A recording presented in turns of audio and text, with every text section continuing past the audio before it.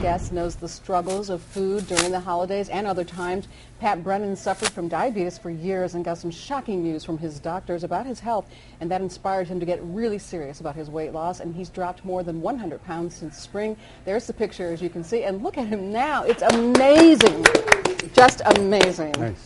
And you may recognize Pat as a former mayor of Richmond Heights, and here he is with us today, and you look incredible. Thank you. Now, did you think that this was even possible? No, I didn't. I had all the excuses in the world. I had bad knees, I had a bad back. My job keeps me on the road. I'm a driver for Vandalia Bus Lines, so I'm on the road a lot. You know, how it's a sedentary type job. So I had all those excuses in my mind, but I kind of grew attached to my legs, and I didn't want to lose them. And my doctor said after several bouts with cellulitis, Yes. as a result of diabetes. They would have to amputate it. Yes. They said I mean, if that the is a wake-up antibiotics call. didn't work, if the antibiotics didn't work, then that was the only option. Wow, that you would have both your legs amputated. And Starting that at is the something feet. that's very Yeah. common for people who suffer from severe diabetes. And Correct. something that, you know, you can ignore for a while until you hear that. I mean, how sobering was that to hear? Very much so. And then you said, I'm going to get serious about it, and you meant Charles. Right. Yeah. Several of my sons know Charles, and From they St. knew Louis him. University, And yeah. they knew him from back when too, and you know. Wow, look at you I here. could really identify with him because he knows what it's like to go through Pat, it. you look like a different person. When you look at these pictures of you, I mean, it's just amazing. Yeah. You look like you could be the brother of that guy. Younger brother. And you know what? Younger brother, yes. And Charles, Pat, he's like any one of us. It just sort of creeps up over time. You don't pay attention to it. You know, oh, I'll take care of that next year. And then you kind of get lazy about it. And then when you're confronted with really what is the overall issue, your health. And real shocking news. Mm-hmm. You know, Pat was type 2 diabetic for 13 years. And one thing we must mention is, Pat, talk about now where you stand with your medicines. Well, back in the middle of August, I finally went off all of my diabetic medications. All I of was your type 2 diabetic.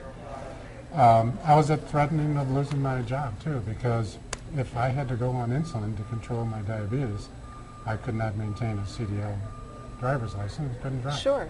So would have. He would have lost my his job, would have been in jeopardy. everything. Now, I just want to know, what did it feel like to go back to the doctor's office and say, hey, here I am now? You know,